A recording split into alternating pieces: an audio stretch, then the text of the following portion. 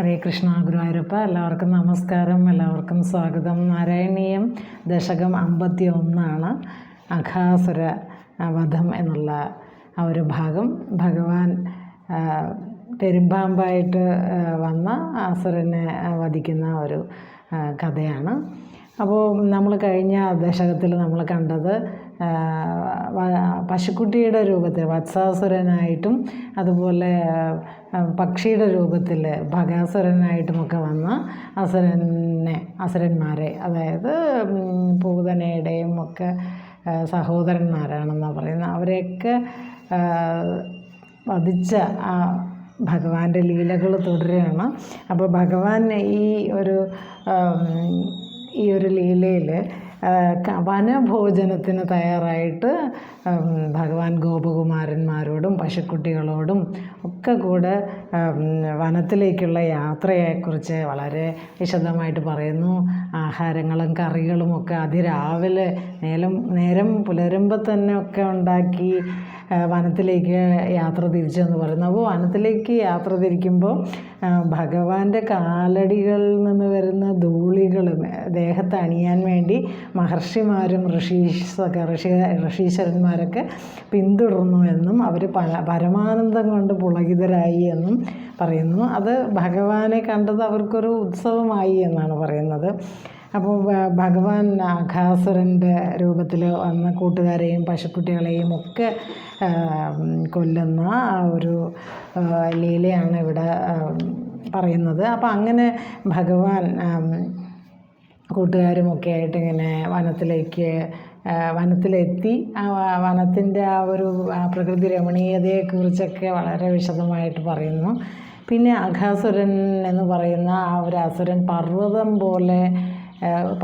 ഒരു ഗുഹയുടെ ഒരു ഗുഹയെ പോലെ ആക്കിയിട്ട് ഇങ്ങനെ നിന്നു എന്നും ഗോപന്മാരും പിന്നെ പശുക്കുട്ടികളൊക്കെ അതൊരു ഗുഹയാണെന്ന് വിചാരിച്ച് അതിനകത്തേക്ക് കയറി എന്നും അഘാസുരൻ പിന്നെ വായ അടയ്ക്കുകയും പിന്നെ അതിനകത്ത് ഞെരിഞ്ഞമർന്ന് അവർ നിൽക്കുന്ന സമയത്ത് ഭഗവാൻ കൃഷ്ണൻ അവരെ രക്ഷിക്കാൻ വേണ്ടി ഭഗവാനും ആ അഘാസുരൻ്റെ വായിലേക്ക് കയറി.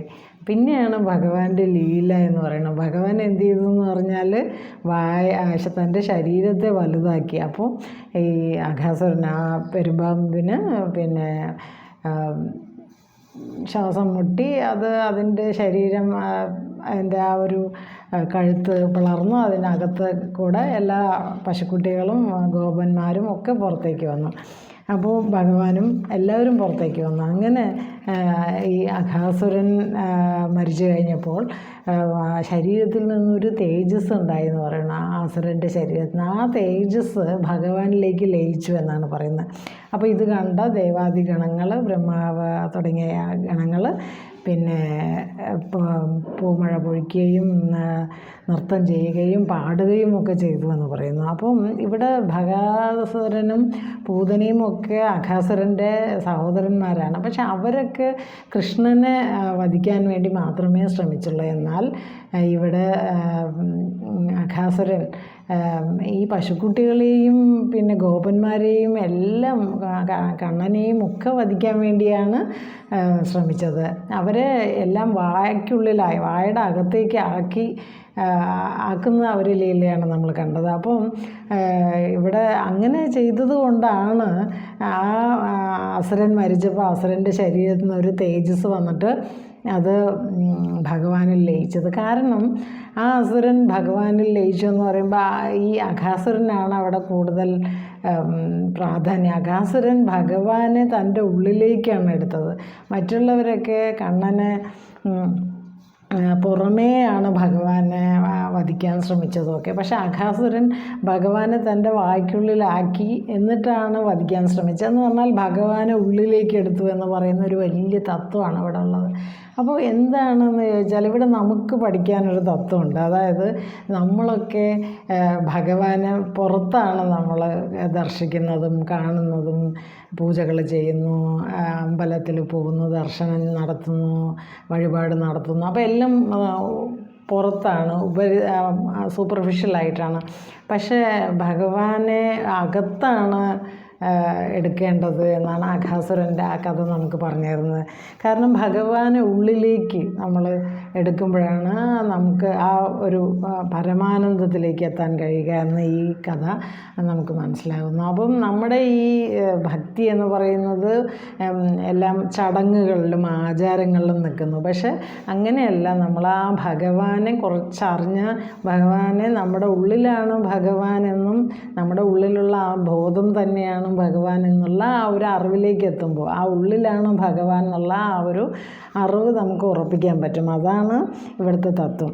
പിന്നെ ഈ അഘാസുരൻ്റെ ലീല കണ്ടു നിന്ന് ബ്രഹ്മാദി ദേവഗണങ്ങൾ അത്ഭുതപ്പെടുകയും അവർ ആകാശമാർഗം ഭഗവാനെ പിന്തുടരുകയും ചെയ്തു. പിന്നെ ഭഗവാൻ ഗോപന്മാരോടൊക്കെ കൂടെ താൻ അവർ കൊണ്ടുവന്ന വനഭോജനത്തിന് തയ്യാറായി.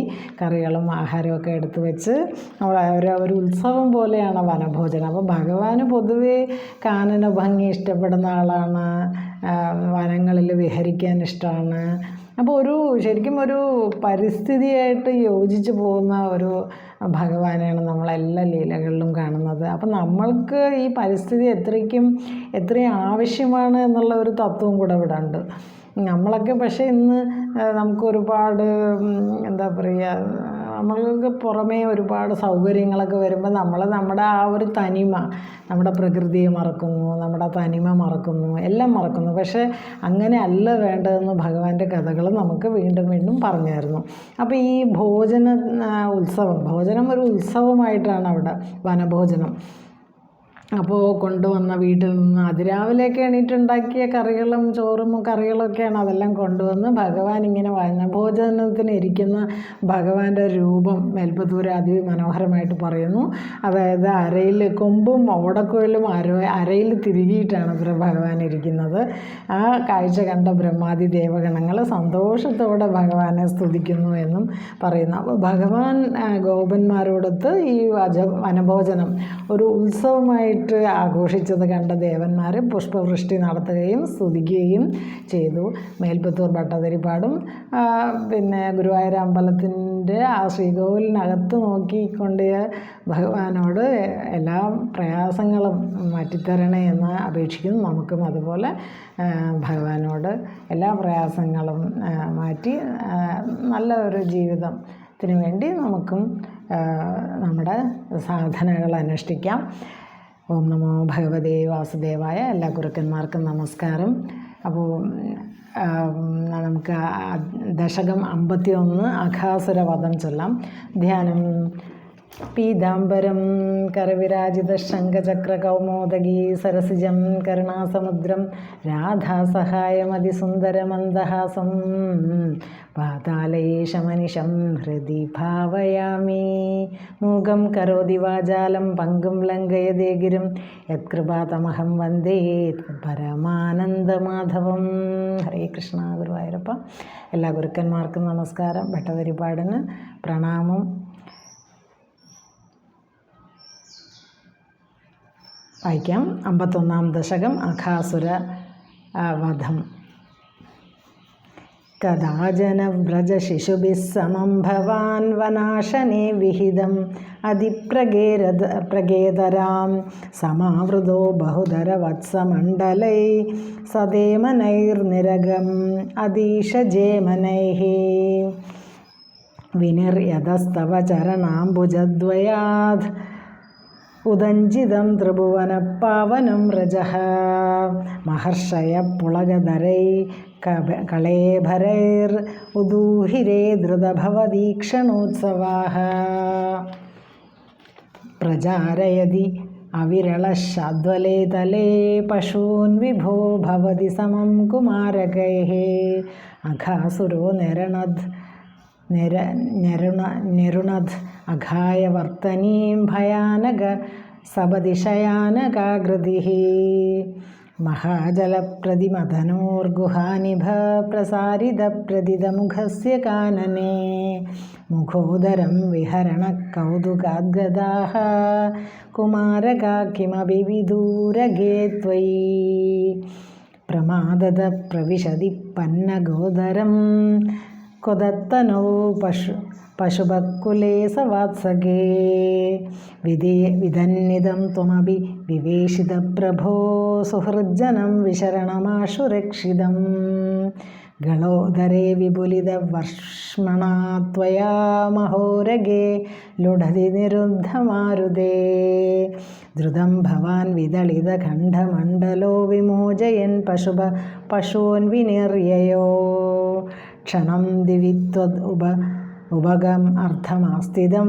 महासुरप्रभवमहो महद् विनिर्गते त्वयितु निलीनमञ्जसा नभस्थले नमृदु रथो जगुस्सुराः सविस्मये कमलभवादिभिस्सुरैरनुद्रुतस्तदनु गतकुमारकये दिने पुनस्तरुणा दशामुपेयुषी स्वगैर्भवान् तनुद भोजनोत्सवं विषाणिकामपि मुरळीं निधम्बगे निवेशयन् कबलधरकराम्बुजे प्रहासयन् कलवचनैकुमारकान् बुभोजितत्रिदशगणैर्मुदानुदः सुखासनं त्विह तव गोपमण्डले मखा अशनात् प्रियमिव देवमण्डले इति स्तुतत्रिदशवरैर्जगत्पदे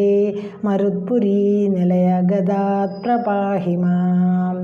ഓം ശ്രീകൃഷ്ണാർപ്പണമസ്തു. ഹരേ കൃഷ്ണ. ഗുരുവായൂരപ്പ, ഈ ഒരു 51-ാം ദശകം അഘാസുര വധം ഭഗവാൻ ഗുരുവായൂരപ്പന് സമർപ്പിക്കുന്നു. ഹരേ കൃഷ്ണ. ഓം തത്സത്. നാരായണ നാരായണ നാരായണ നാരായണ നാരായണ നാരായണ നാരായണ നാരായണ നാരായണ നാരായണ നാരായണ നാരായണ നാരായണ നാരായണ നാരായണ നാരായണ. കായേന വാചാ മനസേന്ദ്രിയൈർവാ ബുദ്ധ്യാത്മനാ വാ പ്രകൃതേ സ്വഭാവാത് കരോമി യദ്യത് സകലം പരസ്മൈ നാരായണായേതി സമർപ്പയാമി. സർവം നാരായണായേതി സമർപ്പയാമി. യോഗീന്ദ്രാണാം ത്വദംഗേഷ്വധികസുമധുരം മുക്തിഭാജാം നിവാസോ ഭക്താനാം കാമവർഷദ്യുതരികിസലയം നാദതേ പാദമൂലം നിത്യം ചിത്തസ്ഥിതം മേ പവനപുരപദേ കൃഷ്ണ കാരുണ്യസിന്ധോ ഹൃത്വാ നിശേഷതാപാൻ പ്രതിശതു പരമാനന്ദസന്തോഹലക്ഷ്മീം. അജ്ഞാത്വാ തേ മഹത്വം യതികനിഗദിതം വിശ്വനാഥക്ഷമേധ സ്തോത്രം ചെയ്ത സഹസ്രോത്തരമധികതരം ത്വത്പ്രസാദായ ഭൂയാത് ദ്വേധാ നാരായണീയം ശ്രുതിഷു ജജനുഷാ സ്തുത്യതാ വർണ്ണനേന സ്പീതം ലീലാവതാരൈരിതമിഹ കുരുതാം ആയുരാരോഗ്യസൗഖ്യം. ഹരേ കൃഷ്ണ. ഗുരുവായൂരപ്പ. സർവം ശ്രീകൃഷ്ണാർപ്പണമസ്തു. ഓം തത്സത്.